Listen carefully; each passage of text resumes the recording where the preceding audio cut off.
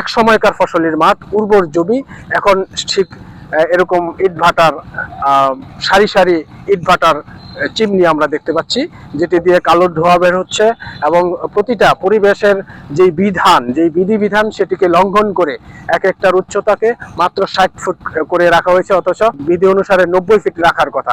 শুধু 60 ফিট নয়, মাত্র 25 ফুটের চিমনিও দেখা যায়। পুরো রূপগঞ্জ উপজেলা জুড়ে 45টি ইটভাটা রয়েছে, যেখানে এই অঞ্চলটিতেই রয়েছে 35টির মতো ইটভাটা, যার বেশিরভাগের নেই অনুমোদন, পরিবেশের ছাড়পত্র, এমনকি প্রশাসনের কোনো প্রকার অনুমোদন নেই।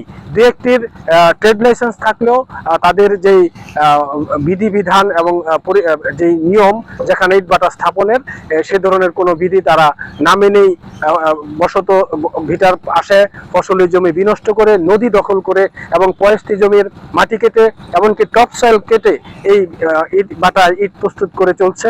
এবং ইট ভাটায় আমরা যেই চিত্র দেখেছি সেটি হচ্ছে, এখানে বেশিরভাগ ইট ভাটায় কয়লার দাম বেশি হওয়াতে তারা সাধারণ লাকড়ি, বিশেষ করে গাছ কেটে সেই লাকড়ি পোড়ানোর চিত্র আমরা দেখেছি।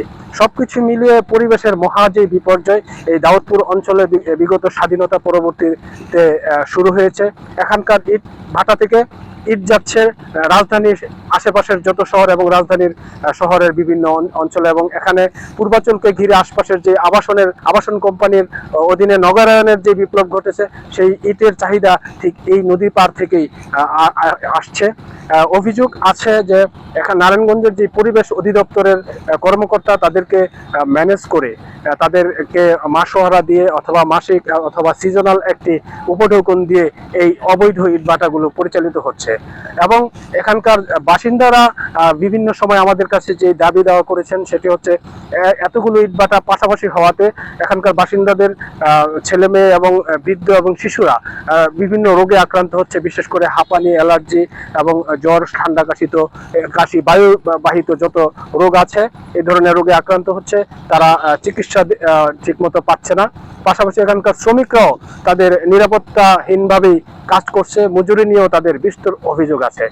তারপরেও যে আশার বাণী শুনিয়েছেন যে এখানে এতগুলো ইটভাটা পাশাপাশি থাকাতে ফসলি জমি এবং ফলের গাছগাছালিতে, কাঠের গাছগাছালিতে যেই প্রভাব পড়েছে সেটি পরিবেশের বিপর্যয়ের ঘটে চলেছে। ফলে এই চিত্রকে পাল্টে দিতে একটি পরিকল্পিত ইটভাটা এবং পরিশোধিত যেটি পরিবেশ বান্ধব ইটভাটা স্থাপনের দাবি করেছেন।